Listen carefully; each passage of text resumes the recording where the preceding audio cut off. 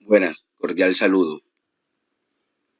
A continuación, nuestro grupo de trabajo, conformado por Ramón Rojas, Lian Pulgar, Moisés de la Hoz, Carlos Monroy, José María Ospino y Jorge Uribe, les presentaremos el caso de el hurto al local Casa Oriental RUP, en el cual plantearemos los argumentos deductivos e inductivos en los que se basaron los argumentos de defensa, de demandante y demandado, así como los hechos que se dieron en este caso y cuál fue la decisión del juez que tomó con respecto a los argumentos presentados. Sin más preámbulo, entonces presentaremos a continuación los antecedentes de este caso.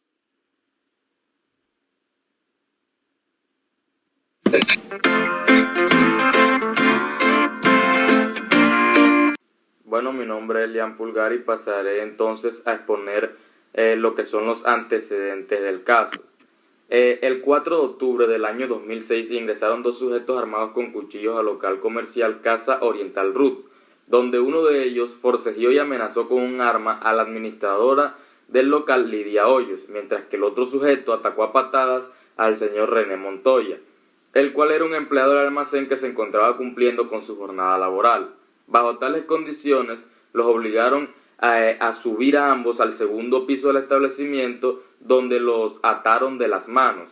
A la señora Lidia Hoyos, por medio de violencia y golpes, fue obligada a abrir una caja fuerte, de donde los asaltantes extrajeron el monto de 29 millones de pesos, 3 chequeras, 2 tarjetas de banco de cuentas de ahorro, un paquete de cheques postfichados de clientes, un celular marca Nokia referencia 1100 y una cadena la cual se le fue arrebatada del cuello a la señora Lidia Hoyos. Posteriormente, los sujetos procedieron a amarrar y amordazar a todos los demás empleados, amenazándolos desde que si se movían o gritaban los iban a matar.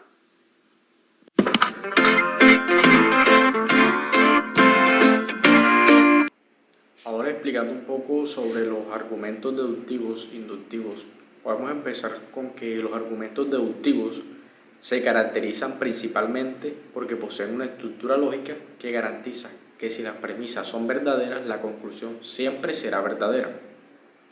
Son argumentos que se mueven en el ámbito de la certeza. Algunos tipos de argumentos deductivos son los siguientes.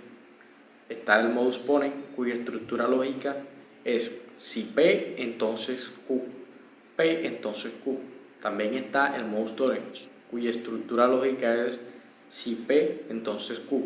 Q es falso, entonces P es falso.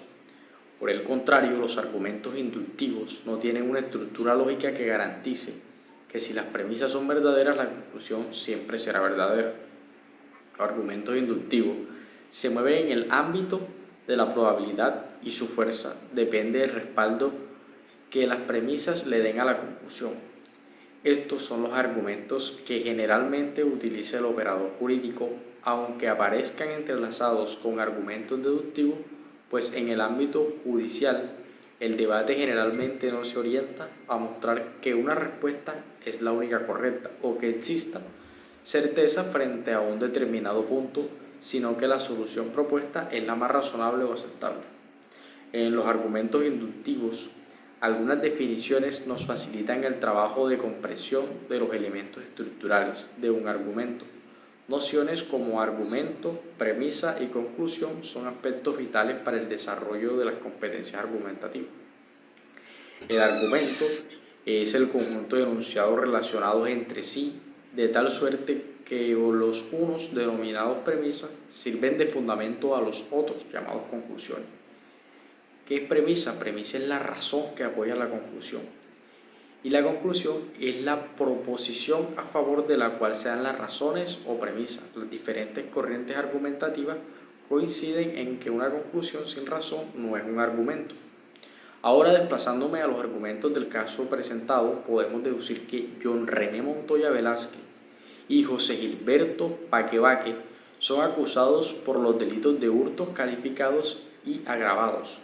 El señor John René Montoya y José Hilberto Baquebaque eran conscientes de sus actos teniendo en cuenta que era el plan el cual fue creado días antes.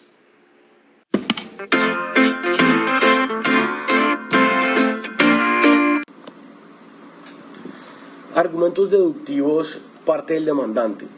En la premisa número 1, según lo establecido por el artículo 239 del Código Penal colombiano, el que se apodere de una cosa o mueble ajeno con el fin de obtener provecho para sí o para otro incurrirá en prisión de 32 a 108 meses de prisión. Con respecto al hurto calificado, el artículo 240 aclara que la prisión corresponderá de 6 a 14 años. En el caso de que se haya cometido con violencia contra las personas, la pena de prisión será de 8 a 16 años. Será la misma pena en el caso de que luego del apoderamiento de las cosas, el autor del hurto haya utilizado la violencia para asegurar el hurto o la impunidad.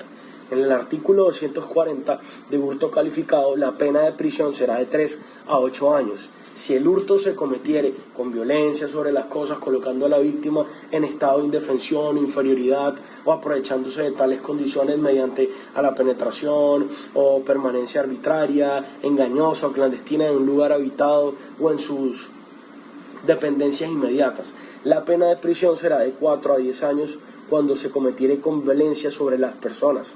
Con respecto al artículo 241, este reglamenta las circunstancias de agravación punitiva donde la pena es imponible de acuerdo a los artículos anteriores. Se aumentará de la mitad a las 3/4 partes si la conducta se cometiere, número 1, aprovechando la calamidad, infortunio o peligro común. Número 2, aprovechando la confianza depositada por el dueño, poseedor o tenedor de la cosa en el agente, número 3, valiéndose de la actividad inimputable. Cuarto, por persona disfrazada o acudiendo a calidad supuesta o simulando autoridad o invocando falsa orden de la misma. En la premisa número 2, tenemos que, según testigos, el señor José Hilberto Baquebaque ingresó al local con un arma blanca para ejecutar un atraco, el cual desgraciadamente se ejecutó con éxito. En la premisa número 3, el acusado intimida y amenaza a la señora Lidia Dodios y además a empleados para que ésta abra la caja fuerte. En la premisa número 4 tenemos que el señor Baquebaque, después de sustraer los elementos de valor de la caja fuerte, le dice a los empleados que si se mueven o haciendo ruido los va a matar. En la conclusión podemos tener que el señor José Baquebaque admitió haber cometido el delito. Por otro lado, en una premisa número 1, los acusados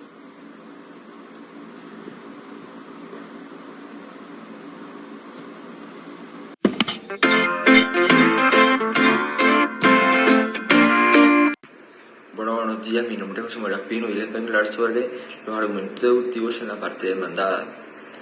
René Montoya en su defensa apela a los principios de objetividad y contradicción, alegando con respecto al testimonio presentado en ese momento por la Fiscalía, la cual no contaba con una evidencia que corroborara con su veracidad. Por otro lado, este mismo recalcó que no había incitado al señor José Emilson a cometer dicho acto. En la premisa 1 encontramos que René Montoya es el principal sospechoso. En la premisa 2 sabemos que, según el testimonio de Emilio, René es el actor intelectual. En la premisa 3 encontramos que René hace una declaración apelando contra los principios de objetividad y veracidad. En la premisa 4, José Gilberto testifica que René Montoya sí estaba involucrado. Y como conclusión tenemos que René Montoya sí es el principal culpable. Por otro lado, se presentan otras premisas, como lo es la premisa número 1, donde dice que John René expresó que la única comunicación que tenía con José Emilson era meramente laboral. Y en premisa número 2, encontramos que el acusado expresó que también era víctima de este hurto, debido a que también se encontraba laborando en el local en el momento en el que ocurrieron los hechos.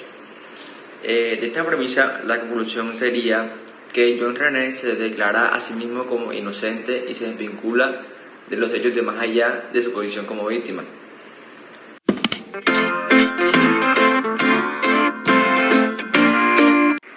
La decisión del juez. Al señor John Montoya se le imputaron 19 años de prisión gracias al hurto agravado y calificado, sin derecho a reducción de pena, y 200 horas de servicio comunitario.